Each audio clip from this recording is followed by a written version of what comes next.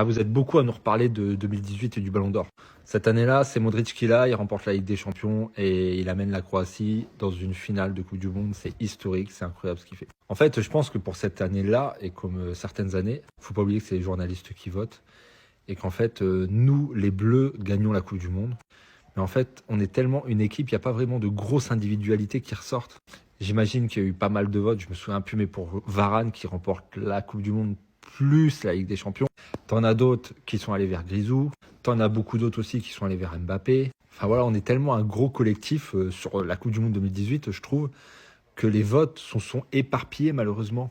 Et du coup, oui, t'as des Modric qui forcément ont eu beaucoup de votes. On aurait gagné la Coupe du Monde grâce à une grosse performance d'un de nos joueurs qui avait mené toute l'équipe comme ça.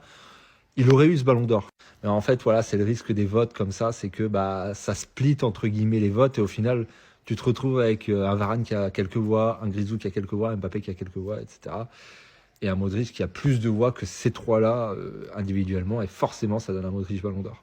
Mais Modric ballon d'or, franchement, c'est pas le plus scandaleux sur les dernières années, faut reconnaître.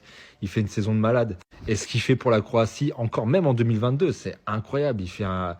Il mène totalement cette équipe. C'est pas scandaleux de voir Modric finir sa carrière avec un ballon d'or. Et ça aurait pas été scandaleux de le voir finir sa carrière avec un trophée international avec la Croatie parce que franchement, cette équipe a le mérite et Modric aussi le mérite.